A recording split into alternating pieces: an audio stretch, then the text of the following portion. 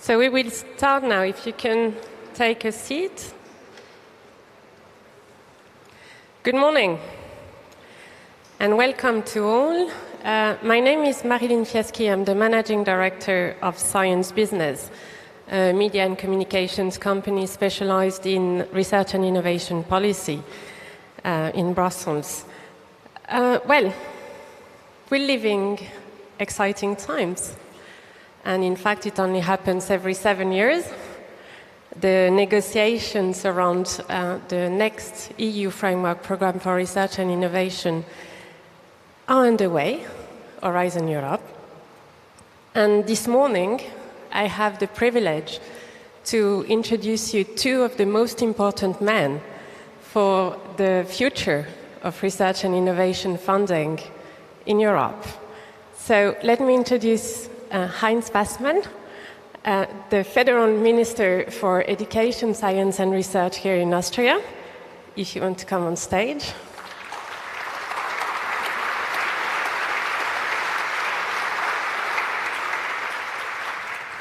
And Carlos Moedas, European Commissioner for Research, Science and Innovation.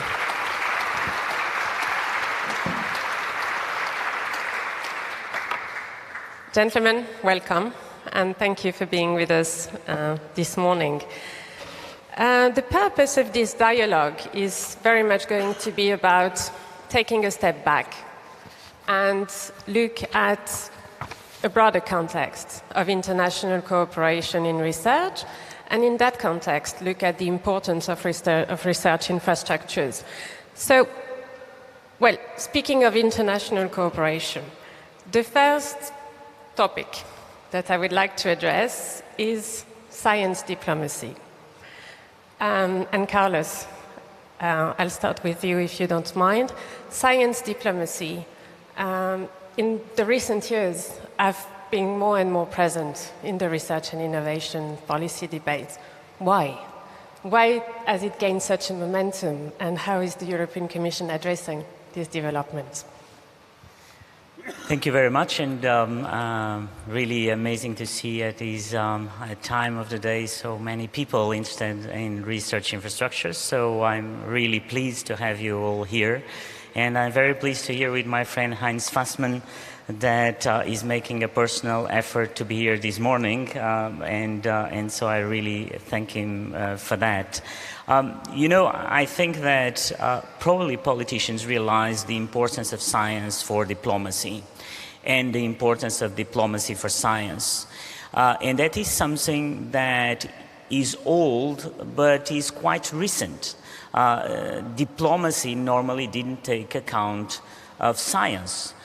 Diplomats used to look at diplomacy as a tool for discussion, for negotiation. But the point is that today, most of the problems that we have are international. And if you talk from climate change, you talk health or energy, you're talking about science, but at the same time, you're talking about diplomacy. So when we started, we had this idea of having this openness to the world, which was a statement of science diplomacy. And the idea came, by the way, I think that we will have very soon a conference here in Vienna that is to honor a former Portuguese Minister of Science called Mariano Gago, who at the time inspired me on this vision of how science was important for diplomacy. And he asked me to visit Sesame in Jordan at the time, and that was really an inspiration of looking how science can have an effect in diplomacy. How can you sit around the table people from countries that normally don't sit around? And I saw that in Jordan, in Sesame, this particle accelerator. Then we worked very, very hard for PRIMA, a project for food and water in the Mediterranean. We have worked with so many of you. I'm looking at the Minister of Montenegro, who is doing a great job on, again, a science diplomacy project. And so science is really one of the best tools for diplomacy. I'll tell you just when I started in the Commission, there was this team of commissioners that would meet to discuss diplomacy, and I was not included.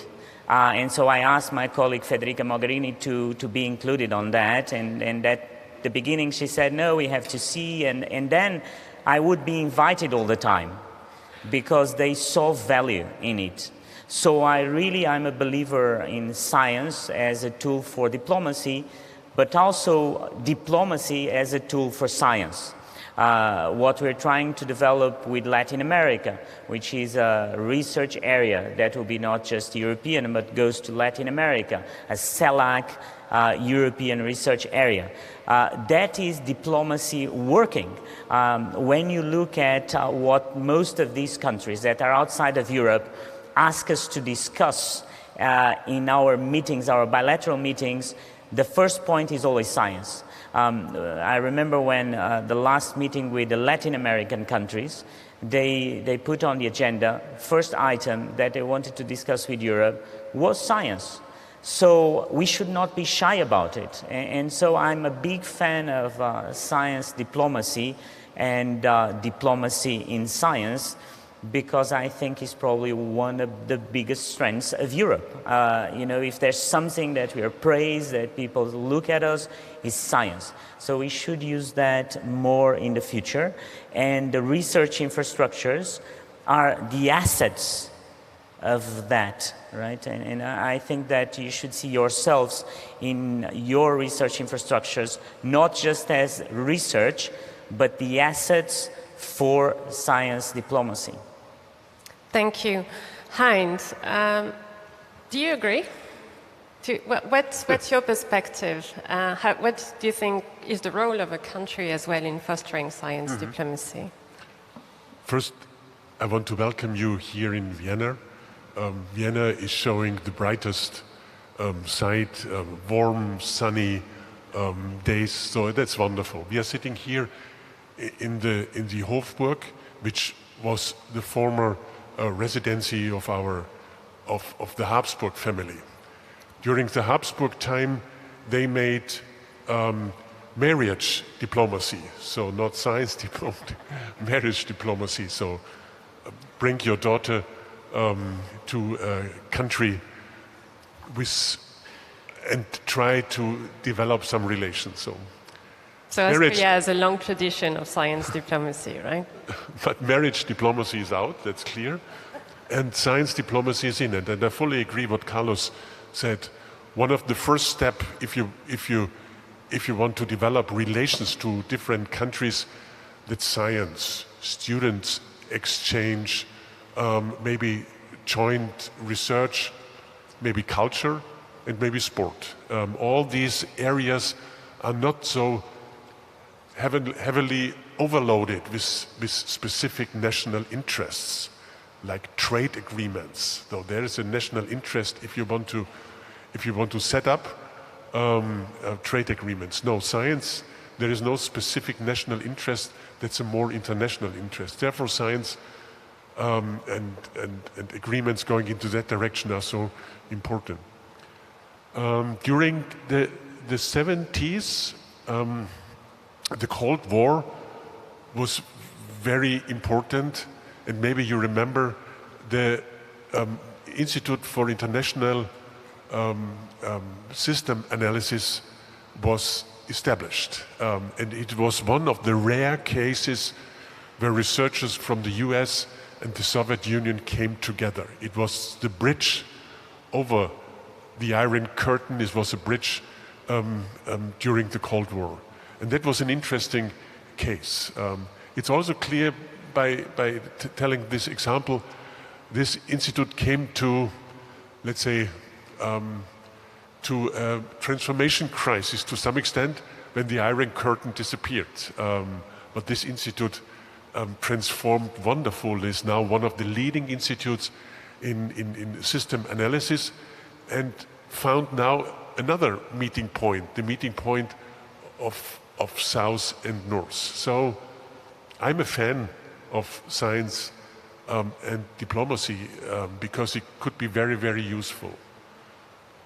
However, maybe one word, before I became a minister, I was a vice rector of a university and responsible for international affairs. And it became clear that every university follows their own strategy. So sometimes we need much more, let's say, coherent strategy for science diplomacy. However, it's difficult, but it could be and would be useful. So fully agree what Carlos said. All right, coming to Horizon Europe, I think the audience wants to hear a bit more about it. The Commission released its proposal in June, so earlier this year. Carlos, what has the Commission proposed? The challenge is not so much the answer, it's the time that I'm giving you to tell us what's new with Horizon Europe. Let's say 3 minutes. No, I'm trained on that one, but I think that most people here are so well informed about it. I think that our basic idea was to really keep doing what we do well, what we do extremely well, which is basically fundamental science, and we decided to increase the budget of the European Research Council from 13 to 18 billion, which is a big and is it's the biggest line of budget on the proposal. Then we thought that we had to change something about the way we tackle the big challenges of the world. So we have the Sustainable Development Goals, we have the challenges that we know, but then people don't relate to those challenges, right? You know climate change, but then is the person on the street relating to that? Probably not. Who knows with Sustainable Development Goal number 18 or 17 or 15, apart from the specialists, or even not all the specialists. And I think that the idea of missions and mission-oriented science came exactly from that, and that's something that I take very much at my heart, and I'm very happy that Heinz Fassmann here in Austria and other ministers all immediately accepted that as something that we have to do. We are now discussing the details and how we do it, but the political idea is that you have to create this link with the people. You know, you have the ICRI. I just got the book of the ICRI. But how can we transform this idea of the research infrastructures in a mission that people understand? That's the question for you for the next program. And that's a question of not if it is important. Of course it's extremely important. But how do we communicate that to the people in the street? And the third point about innovation and the launching of the European Innovation Council, which we now are on the phase of a pilot. And so we want that to be a fully fledged European Innovation Council for the next 7 years. Is actually a very Austrian idea, because at the time was Helga Novotny that came to me one day with a piece of paper and said, why don't you think about something like the European Research Council, but for innovation, a European Innovation Council? And the seed was put there at the time, at the beginning. Of course, was an idea that was talked, but no one was able to converge the idea to an action. And so we are very proud of these three mainstreams of work. And I think that apart from that, I think that all the ministers want to get this through very quickly, because there's not a lot of opportunities to have a program of 100 billion euros for science. So Heinz and myself here working today, as we finish these, we're going to sit down and work. So that's what we do, and I'm extremely happy that this can happen. I really hope in the Austrian presidency, for all these reasons, is the right place. So with regard to research infrastructures in particular, what is new under Horizon Europe? What is going to be the role of research infrastructures? I think that, first of all, if you look at research infrastructures as the assets of diplomacy, we will keep investing on the research infrastructures. I think that the main project, there will be a lot, and I think that the ICRI work is absolutely fundamental, but we have to eventually, at least in the narrative to explain people, we will have to choose a couple of very good examples. There's definitely one that is really at my day-to-day, which is the European Science Cloud, or the European Open Science Cloud to researchers. I think that's a great example of an infrastructure, because today what you do is about data, so you have to really be able in the next couple of years to have a cloud that is for the 1.7 million researchers of Europe. We have to have the best of the best, so that's something very concrete. Then we have to create with the ICRI this ability that everybody knows that in Europe you have access. So if you are a researcher that is in Croatia, in Slovenia, that you know that wherever you want to go, you will find a research infrastructure that is European, and you have access to that infrastructure. And so the access to the infrastructures, which is something that today when I talk in some countries, I go around and people don't know about it. And I tell, do you know that we have this research infrastructure? You have access to that. So we really have to work in the years to come, not just on the amount of money, because we will keep putting a lot of money, as we've put before, but it's about how we use that money to communicate with the people. So for me, it's still a priority, and it will be one of these priorities that can help us getting more people together around the idea also of missions, because a lot of what you do in research infrastructures are missions, being it particle physics or health or energy. It's about how you put people together around the research infrastructure, discussing, collaborating. So it's the European added value. I mean, I think that when I talk to finance ministers, I always give the example of the research infrastructures, because they like it. They like the example that you can have a research infrastructure that is in one country, but everybody can use, everybody can have access. So we will have to keep working on the research infrastructures as a tool also to convince other politicians. Do you want to give us an idea of how much budget is allocated to research infrastructures under Horizon Europe? We will keep exactly in the new Horizon Europe. We will probably have an increase, but I don't want to get you a number that we will discuss in the coming days. But we have proposed a slight increase of the budget because it's really something that we do care. But I'm trying to restrain myself in these couple of months that I'm working by respect of the Council and the Parliament, not to go into the numbers. Very good. What about, well, so Carlos was speaking about access. So how is it on the ground? How does a country like Austria uses research infrastructures, and how do you make sure that your scientific community actually access the best possible facilities within and outside your country? That's an important question, and do not expect from me that I have now a complete different opinion about the importance of research infrastructure, joint research infrastructure for a small country like Austria, like Carlos expressed.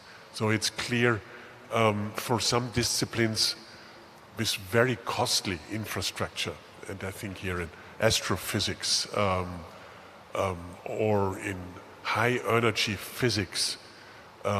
So we are happy that CERN or the European Southern Observatory is existing, because otherwise we could not be part of that disciplinary family if we have not access to that infrastructure. And that's much more important for Austria, let's say, than for big and very rich countries. The access is a very important, the access is an important factor, although also the transfer of information about infrastructure. You know, researchers are people which love their infrastructure, and in some cases they do not want to give it away or to share it with other users. I know it. a professor has, this is my garden and my infrastructure, and what do you want? You want to use it? No, that's not possible. I use it so frequently, there is no time for you. So that's important to have fair rules and transparent rules for other users. So therefore, this roadmap is very important on international level. We have the same issue on the national level, how we can open our national infrastructure from one university to the other university. So my ministry set up a database collecting all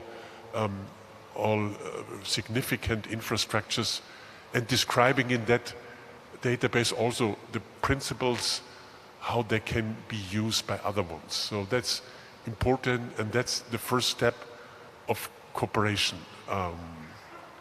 And that's important because, as I said, researchers sometimes do not want to give away their own infrastructure. But we need it because of financial constraints, that's clear. And also because that's I should not forget it. So, for example, if researchers want to have observation time in the European Southern Observatory, so they have to make a proposal. And this proposal will be judged in a very competitive way. So it's not only a cost-effective way, joint infrastructure is also a quality-increasing way, because our researchers have to compete with the best researchers from other countries. So there are two positive effects. Very good. So going back to the question of international cooperation, there is one striking feature about science, its global appeal and this tendency to work across border. What do you think should be done or can be done to improve, to increase international cooperation in research, both from an EU perspective and from a national perspective? Who would like to start? Heinz. Looking back to my career as a researcher, one of the fundamental change was the implementation of framework research programs. Suddenly it became clear that it's not enough to make career as a researcher if you apply only national funds. Now it became as a quality criteria if you are able to set up a European or if you are really excellent, a global network of researchers. If you are able to get money from framework programs, and that become a very positive sign in your CV.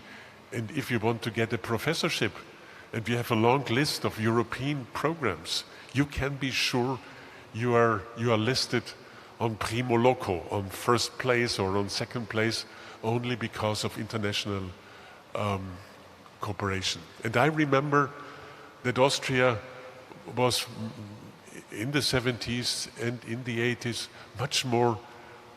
with a much more significant national orientation, and colleagues which are going out during their sabbatical to other countries or to cooperate in research program with other Europeans, these are the exception and not the rule. And this has changed completely.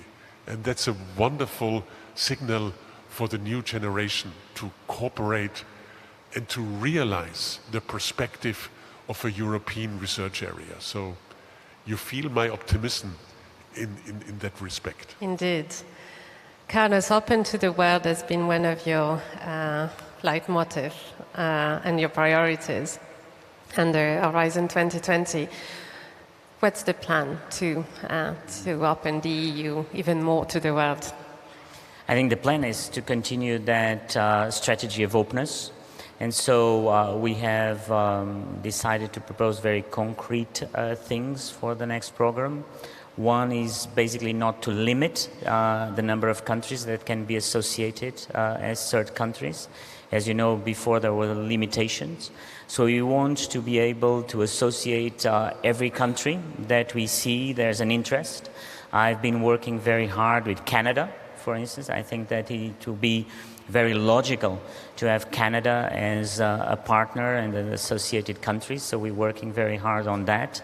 And so we have basically in the proposal said there's no geographic limitation. You can come to us, and then if you come to us, we can decide what's the scope of that participation. Is it the whole program? Is it part of it? Is parts of it?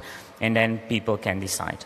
But then, I think that probably one of the things that is today one of the problems of globalization is that somehow globalization or the way Europeans saw globalization was naive. We have to have rules in the way that we open ourselves. And the rule that I want for everybody that associates with us is reciprocity. So if I associate a country to my program, then companies or universities from Europe, when they are in that country, must be able to access and to have access to the program of that country. And so I think that we cannot just be open by default. We have to have an openness that respects the rule of reciprocity. And so I think that is probably a principle that created a lot of anxiety in general, not just in science, but in particular in the economy, that we did open ourselves, but then we didn't ask for reciprocity. And reciprocity is about the rules, is about our values, and that is very important to abide to. Then I can decide that by diplomatic reasons, I want to be associated to a country where there's no reciprocity, but that's a diplomatic way of dealing, or just saying I want to create a bridge. But then if I create the bridge, I have to see what kind of bridge do I build, for where, and what access do I give to my program if I don't have access to the program in other countries. And so we are working very, very hard on that.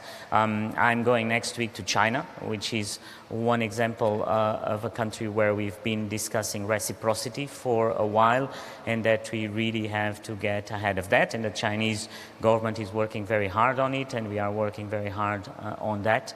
But we need to have these rules. But I think that it will be fantastic in the future, not just to have, as we had today, a lot of associations that were more a diplomatic way of reasoning, but also with countries like Canada or New Zealand, countries that also have a lot to give us as we have to give to them. We always have to give to each others, but I want really to have also countries that are bigger, that were not part of the game, and that are not Europeans, and we have very good examples of that. So the way is definitely openness, and yesterday I was very happy in this conference that is called Be Open. So I think that we are aligned on that strategy for the future. That's good, and I understand all the options are open for the UK as well then. Look, the Council was very clear. The UK will be considered after the Brexit a third country. And so third countries will be treated as we have put it in our proposal. And our proposal is exactly open to that. But the UK has to have an agreement with the EU. And then having that agreement with the EU, then we can go to the level below, which is the agreement in terms of science. People know what I wish, and I've been fighting very hard for that. I think that the UK has to be part of our program, so we have to find a way in that future. And that's why when you look at our proposal, if you read in between the lines, you see that we go exactly in that direction of openness to an agreement with a third country. So if the UK will be a third country, and as President Juncker said yesterday, it will always be a very special third country, but it will be a third country, but it will not be, I mean, is a very special one. So we will work very hard with the UK for that, and they know that we are open to that, and so now it's a question of discussing the big picture first, and then we'll go. Good. One final question, because I'm conscious of time and we need to wrap up. The program is still dense today. An important question, although I will ask you two to give me rather brief answers. Research infrastructures require, and Carlos, you touched upon this point briefly before, but it requires long-term investment, both at national and supranational level. The funding is, for the biggest part, taxpayers' money. So what's the benefit for citizens? Or in other terms, what's the return on investment for society from research infrastructures? Heinz, you start? Yes. I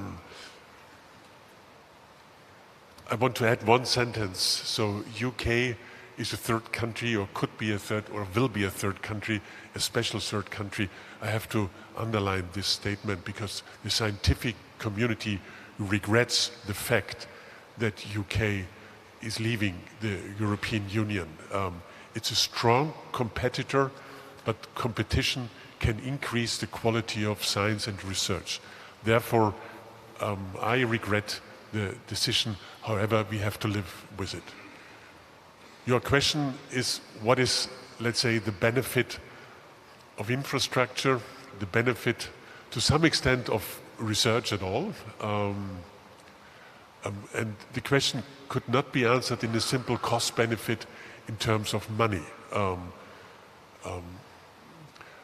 I would say there is a clear increase, especially if I think here on biobanks, in medical research. There is a clear increase in 2, 3 or more additional years living in a healthy situation if we invest money into medical research. The vision is that the cancer can be transferred to a chronic disease and not to a very, which not every time lead to an immediate end of the life.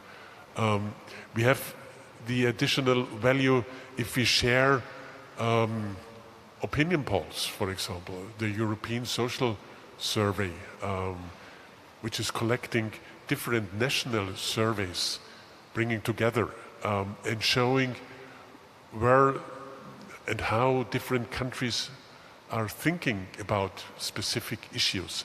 This is not a benefit which I can express in money, but which is a clear expansion of our knowledge about the European society. So, and finally, I have to say, science and research is an engine of our economic progress, and therefore the design of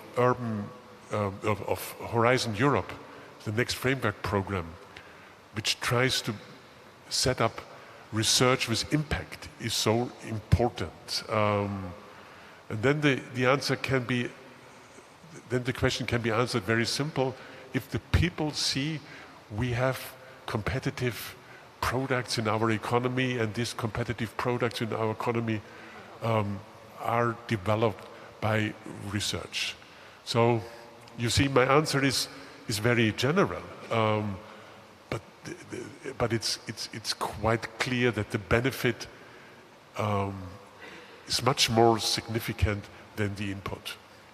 And I can add something very concrete. Just across the park, there's the Science Festival. Yeah. And I walked through yesterday, and it's actually really interesting, so I can only invite the audience to take a look. Very interesting. Carlos, what's the return on investment from research infrastructures to the citizens? And we'll wrap up with that. You think when we talk about science, and the return of science and innovation, sometimes a little bit when you talk about Europe, right, is invisible to your eyes.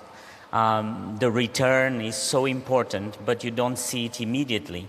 And I just said, when you were asking about the return, I thought about a story that I love, that in the 90s, when in the US they were building this super collider, particle accelerator in Texas, and basically they decided for budget reasons to stop doing that. And CERN in Europe became the place. And the Higgs boson and everything that we have discovered and putting Europe at the center was probably because that super collider in the US never saw light. And so the politicians at the time said, look, this is too expensive. They had 1/3 of that already built in 1993, and they decided to stop it. So the return for the society of having CERN has been huge, right? And you ask yourselves, how do you give the right incentives for people in the street to understand that the returns of these infrastructures will be in a very long time? Some will not come, but when they come, they will make the difference. I mean, if we are different in Europe, is because we have these infrastructures.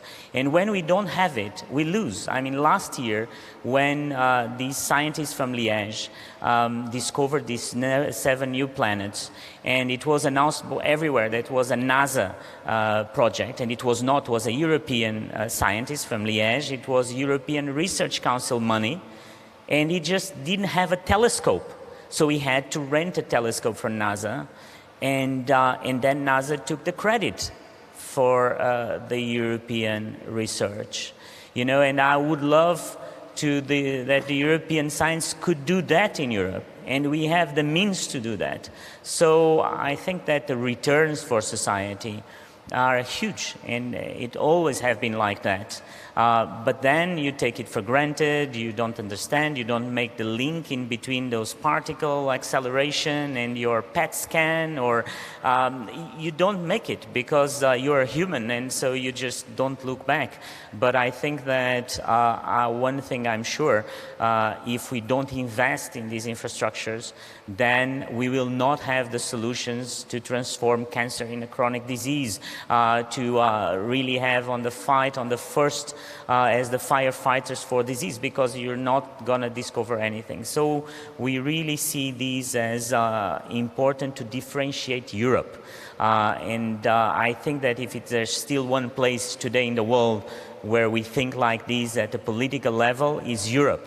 So we should be proud of that, and we should do more, and we should invest more, because that will make the difference not now, but in 10 years or 20 years. Look at the scientists that went after the Second World War to the US. What made the difference in the research in the US? Were the scientists that were here in this country, that were in Germany, that went to the US after the Second World War. Today, with these research infrastructures, we have the opportunity to make a movement the other way around to Europe. And so Europe will be again the center as it was for so long. So I think that I have no doubt about the returns. As Heinz said, it's not a question of monetary returns. It's a question of our centrality and our survival in Europe. Thank you. I think this is, those are the perfect final words. I want to thank you both for these very inspiring contributions to the discussions of this important conference. Please join me in thanking the speakers with a big round of applause.